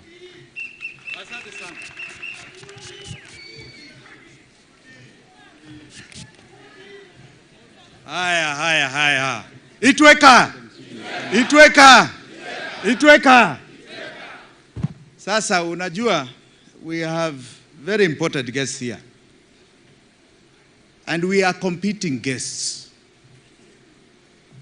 My fellow competitor, William Samoei Ruto, had the courage, had the heart to come and say, I'm going to grace the occasion of his fellow competitor, Jimi Wanjigi. Jimi Wanjigi. He has done us a great turn. Kuna wengine ambao tulialika lakini wakasema, if everybody is coming like this, maybe we all can come. But this shows you the spirit of democracy in Kenya. There is enough space for all of us. We don't have to fight. We don't have to be kicked out of Kasarani. We don't. We can compete and we can shake hands as brothers and sisters of this nation. I want you all to be upstanding, to welcome, and please remember, he is the Deputy President of the Republic of Kenya. Tunamheshimu. Nataka wajue vile Wakenya kila mtu from bottom twende up, bottom twende up, from bottom twende up, bottom twende up, from bottom twende up. Maisha ni yangu, ushughulika na yako, apendeza kwangu, ushughulika na kwako. Asante sana. Safina hoye. Safina hoye. Asanteni sana. Tafadhali ketini chini. My brother Jimi Wanjigi and the Safina fraternity, I am here this afternoon to share with you this very important moment when you unveil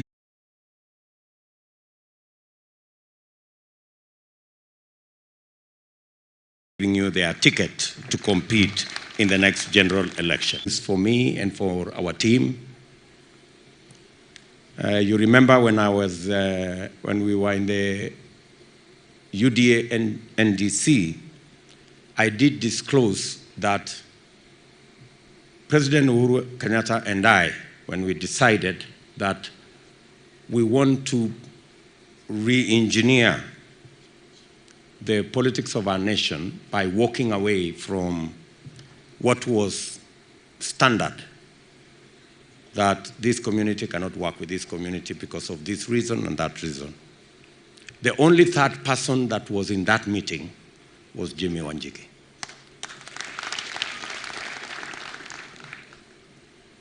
And I remember telling him in our NDC that he still keeps the original agreement signed between me and Uhuru Kenyatta.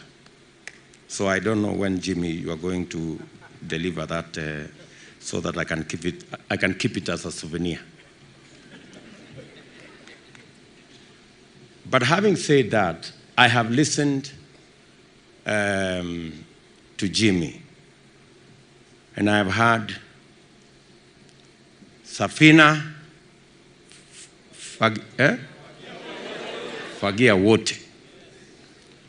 And so I was asking Jimi while seated there, this Fagia wote, there are some who are being swept out. I'm sure there are some who are being swept in. So in the process of Fagia wote, I hope you will sweep our competitors out and sweep all your friends in.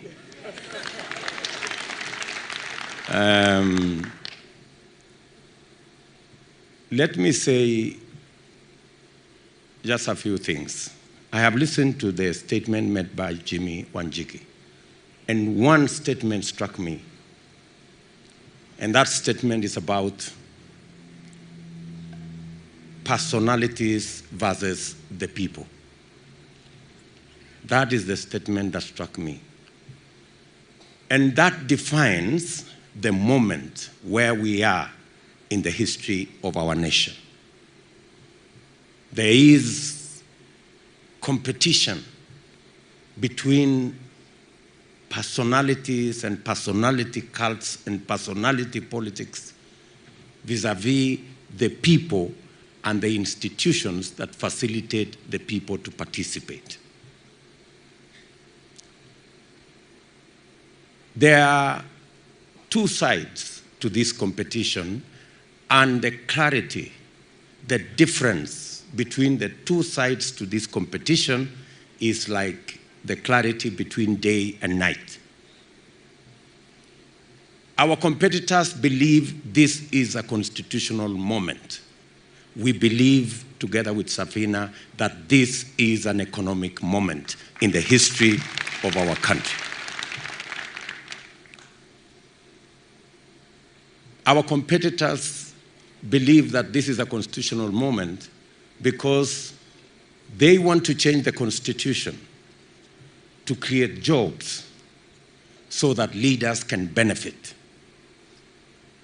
We believe it is an economic moment to change the economy, create jobs so that millions of young people and millions of Kenyans can have access to jobs. They believe, our competitors, this is a constitutional moment to change the constitution so that you can give the president more power to undermine the legislature by appointing ministers from the legislature. We believe this is an economic moment to create access to close to 15 million Kenyans who today, operating in the space of micro and small enterprise, they have no access to credit. And therefore, their struggles are harder. We believe changing the economy to create credit for millions of young people is not about leaders, it's about the people. They want to create an opportunity to benefit leaders, benefit members of parliament who already have jobs, to be appointed to be ministers. The dichotomy is as clear as day is night. They are looking for jobs for MPs. We are looking for credit for ordinary people, the ones at the bottom of the pyramid. They believe this is an economic moment to create an ombudsman so that we can undermine the independence of the judiciary, which is the language of rulers and despots and dictators.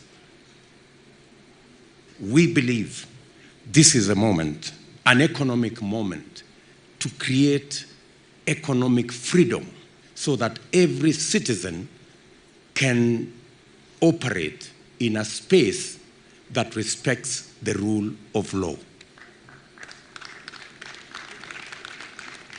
Good people. They believe and they have facilitated the corruption of the political system to merge the opposition and the government,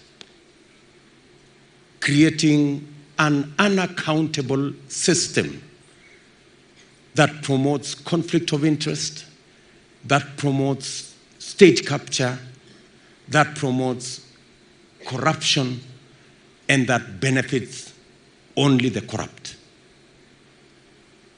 We believe, as the people of Kenya, that proper political formations with clear checks and balances that respects different political formations with a governing party and an opposition party creates accountability, better use of national resources, and ultimately benefits every citizen and creates a country that leaves nobody behind. So this contest is as clear, and the sides are as clear as day is from the night. And that's why I came here, because Safina shares the same belief in an economic moment in this election, the way UDA does. Finally, na pengine nitasema kwa Kiswahili.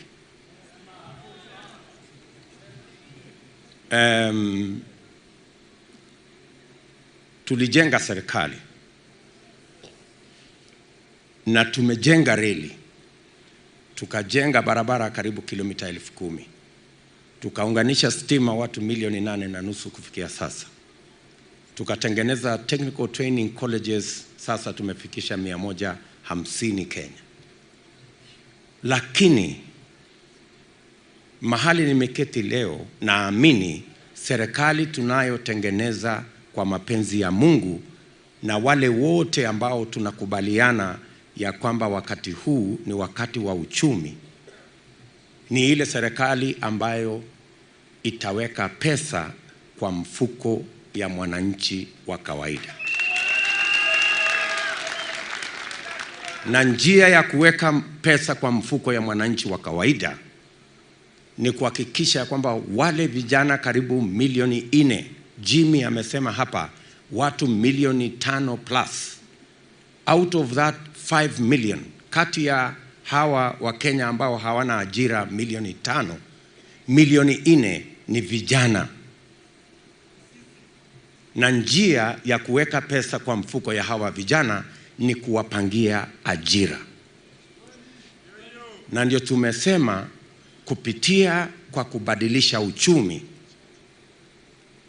tunapanga kuweka pesa katika sekta ya housing, manufacturing, value addition, agro processing, ili tuhakikisha kwamba vijana wanapata ajira, tuweke pesa katika mifuko yao, wajisimamie, wasimamie familia zao na wajenge taifa letu. It doesn't matter how much you change the constitution until you have a program to create jobs, you will never change this country. Tunasema ya kwamba njia ya kuweka pesa kwa mfuko ya mwananchi ni kuhakikisha ya kwamba kila biashara ya wale walio chini, micro and small enterprises, ambazo zina account for 80% ya wafanyabiashara wote Kenya, ambao leo wanaangaishwa na fuliza na wanaangaishwa na mashailok. Tuwe na credit system ambayo itawawezesha badala ya kulipa 10% per day vile wanafanya saa hizi, walipe 10% per year kama makampuni zingine zote. Na kama inawezekana, kwa sababu wao ni biashara ndogo ndogo, vile ya kuhakikisha kwamba wanalipa less than 5% per day, na bila ya kuwauliza mambo ya security, mambo mengine, because there is always a way where you can create security without the security that we all know of title deeds and other things. So I share this moment with Safina, and I want to ask the membership of this great party to work with us. As the party leader has said, we will work together going into the future, because we share in the vision of our country going into the future. This is not my day. This was the day of Safina and the day of my brother Jimi Wanjigi. My good brother Jimi, I wish you well in your journey. I have seen you leave your good office. I have seen you traverse this country. I have seen you during the good times. I have seen you during the bad times.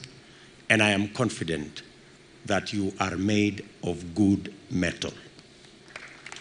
Pongezi sana, my brother Jim. You are a comrade walking together into the future. Asanteni sana, and God bless you.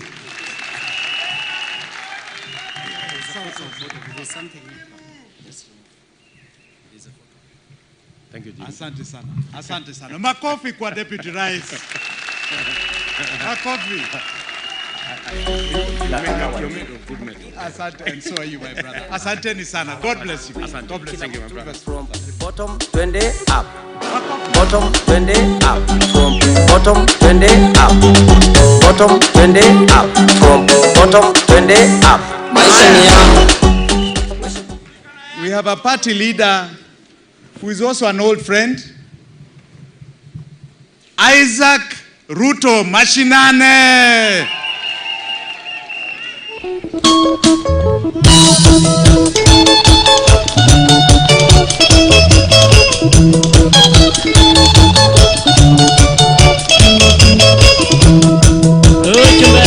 Makofi kwa Isaac, makofi, makofi, makofi. Asante sana.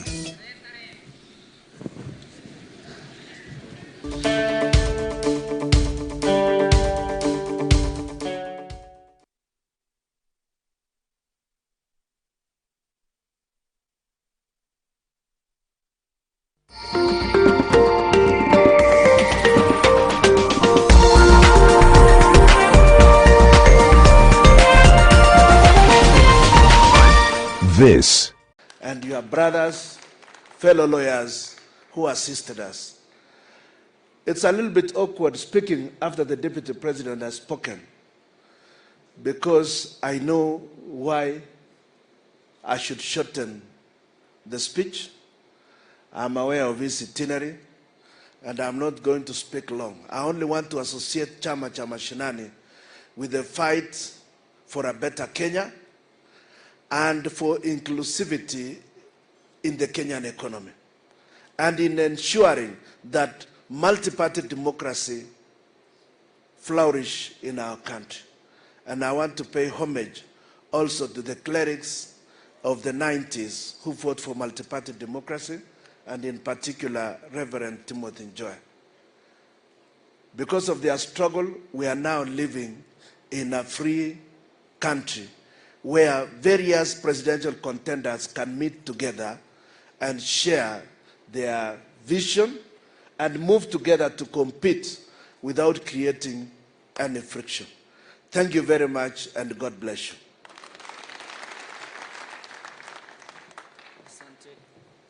Asante, Mheshimiwa. Now quickly, because of the essence of time, I want to welcome the Member of Parliament of Kimilili constituency, Honorable Didmas Baraza. Karibu.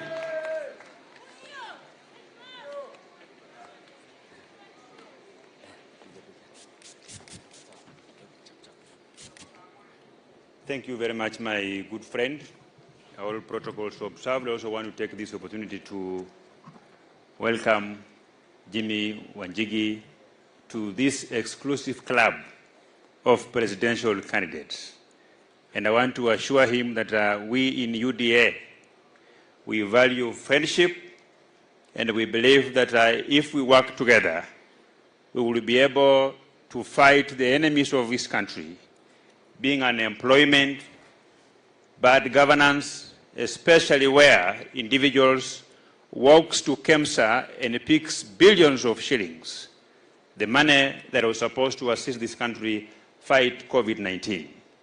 I'm particularly more happy because in UDA, the party that's led by the Deputy President, today when you meet very many young people on the streets, they will tell you that even if you find yourself in a situation where you have to sweep toilets to earn a living, that even if you find yourself that you have to wash cars to earn a living, that should not kill your dream of being President of the Republic of Kenya, because we believe that this year is the year where the lead is going to be lifted, that we can only come from a particular family to be President of the Republic of Kenya. And by so doing, we will work together with all people, all persons who are alive to the fact that the economy of this country needs to be changed, so that we begin from bottom up, uchumi bora, pesa mufukoni, and an equitable environment of doing business for all Kenyans, not an exclusive club for certain families, so that we can bring the cost of living down and we move forward. As I finish, I want to ask Safina that please, mukifagia wote, musifagie sisi, fagia wale wakora waliingia huko KEMSA, wakachukua pesa ya COVID-19. Nimeambiwa juzi na Auditor General, ati baada hata ya kuchukua hiyo pesa hawakutosheka. Ati wamerudi, imagine ati mpaka kondom pia wameiba, sijui hiyo kondom wamepeleka wapi. Na nilikuwa najiuliza kwa nini huyu Paul Mwite wakati alikuwa Ford Kenya, with all his brains, it was difficult for Honorable Paul Mwite to work with the Odinga, the father of Raila Odinga. Honorable Paul Mwite, hata kama ulijaribu ukawachia hapo ukaunda Safina yako, sisi bado tunapambana kupeleka kijana ya yule mzee to permanent retirement tarehe 9. Aenda kae huko, tutamsaidia kama ni neti ya kufua samaki, sababu kazi ni kazi, aenda afue samaki. Mungu awabariki sana. Asante, asante, asante, twende haraka. Okay, next, I want to invite the Honorable Member of Parliament of Kikuyu constituency, Honorable Kimani Ichung'wah. Karibu.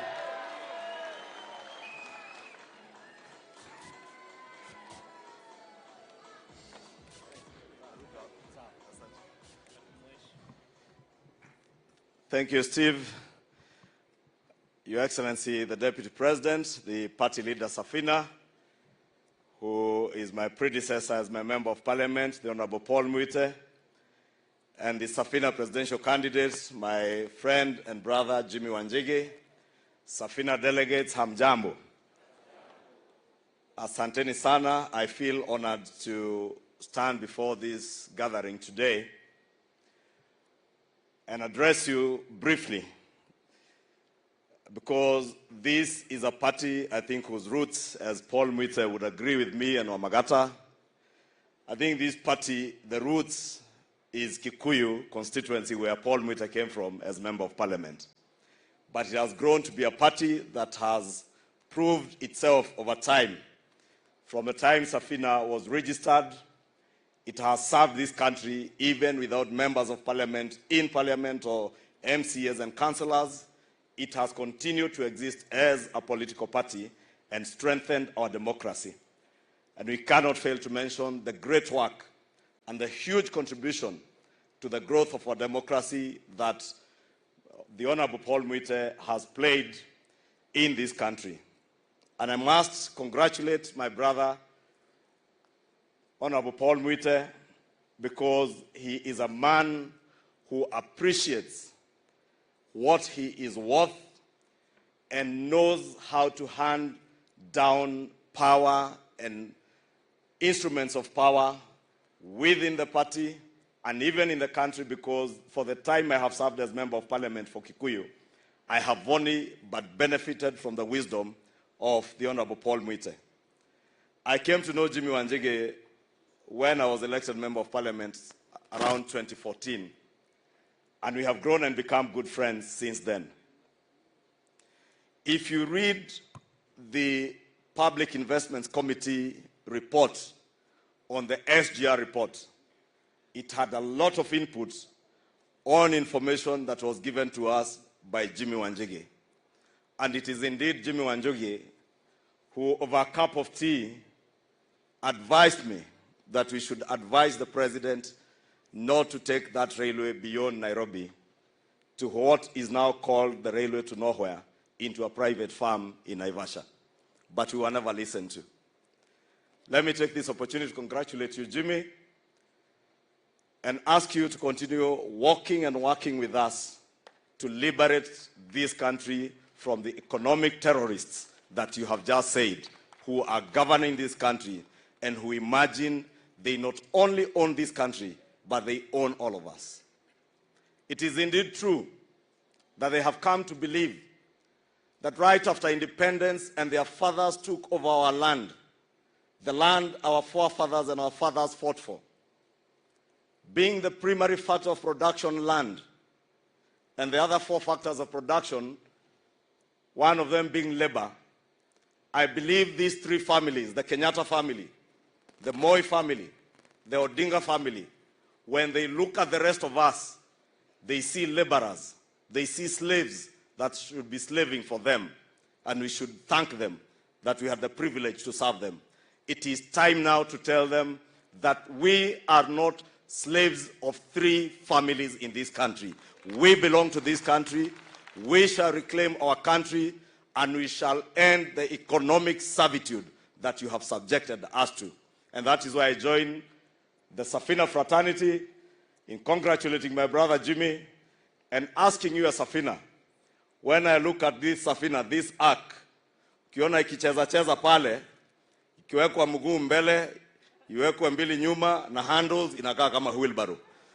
Na naona tukishikanisha hii wheelbarrow na Safina, tutaweza kukomboa nchi yetu from these people who believe that they own our country and they own us.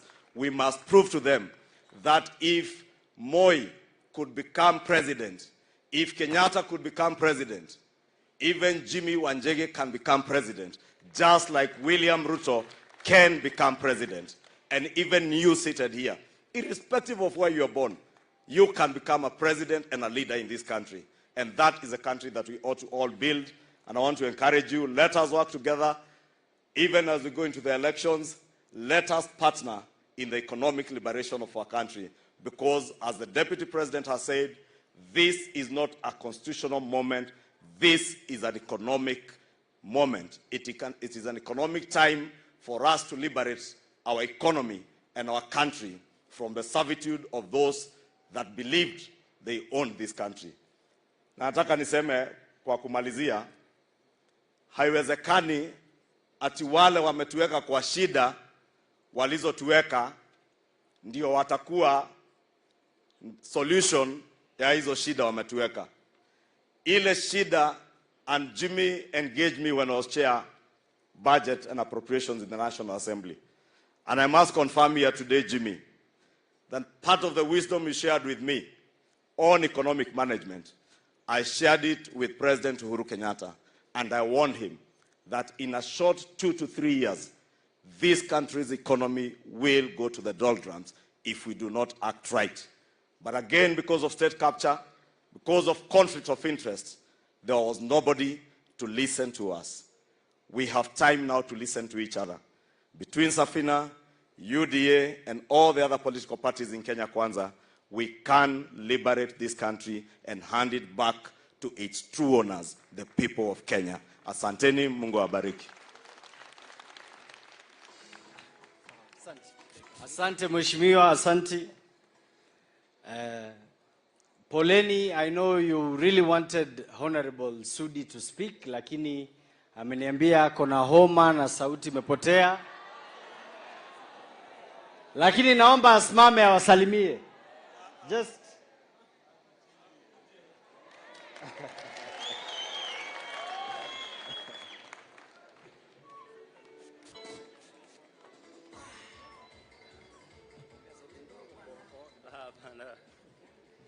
Wana Safina oye. Unajua mimi mdosi akiwa hapa mimi siongeange. Rafiki yangu Jimi Wanjigi, kiongozi wetu wa inji, naibu wa rais, viongozi wenzangu walio hapa, wana Nairobi na wana Kenya, mjambo. Yangu yatakuwa tu maneno mawili peke yake. Ya kwanza, nataka niambie rafiki yangu Jimi pongezi sana, kwa sababu unajua Jimi amekuwa mtu wa mkono kwa muda mrefu wa Rais Uhuru Kenyatta na William Ruto. Lakini sasa ameinuka, ameenda kwa kiwango tofauti. Na mimi nataka nikuambie my friend, nimesikia ile maneno umesema hapa. Nataka nyinyi wote wenye mnawania rais, wenye mnasema mnataka pesa mfukoni kwa wananchi wa Kenya, mpunguze Kiingereza yenu sasa. Mkutanishe hiyo akili yenu yote ingie mfuko yao watu. Kwa sababu mimi nataka nikuambie Jimi Wanjigi, wakati huwa tunapanga mambo mengi, uko na akili ya kutosha. Hao wananchi wako hapa, hata wenye wameketi hapa peke yake, kuna wengi wao hawajui watoto wao wataenda shule vipi. Kuna wengi wao hata hawajui chakula ya leo wakipata ya kesho watapata wapi. Hii ndio mimi nataka niwaambie. Kitu ya kwanza, tunataka mtoto wa Mkenya, wa Oscar Sudi, wa Jimi Wanjigi, wao wamekaa hapa na Wakenya wale wengine waende shule kwanza yenye inafanana. Ya pili, tunataka inji yenye kila mtu anaenda hospitali atibiwe arudi nyumbani. Tunataka inji ukifika nyumbani unauliza tukule nini leo, sio ukitoka asubuhi ujui watoto wanakula nini. Na hiyo ndio nasema mpunguze hii Kiingereza yenu sasa yote, muhakikishe wananchi wamepata pesa mfukoni. Mwenyezi Mungu awabariki sana. Haya, mmemsikia? Mmefurahi? Haya, na mimi pia niseme kidogo, si ndio? Mimi pia ni mwanasiasa. Lakini mtaniruhusu. You know, His Excellency the Deputy President and His Excellency our candidate Jimi Richard Wanjigi. It is not only you who has decided to go into active politics as a businessman. There are so many Kenyans today who have understood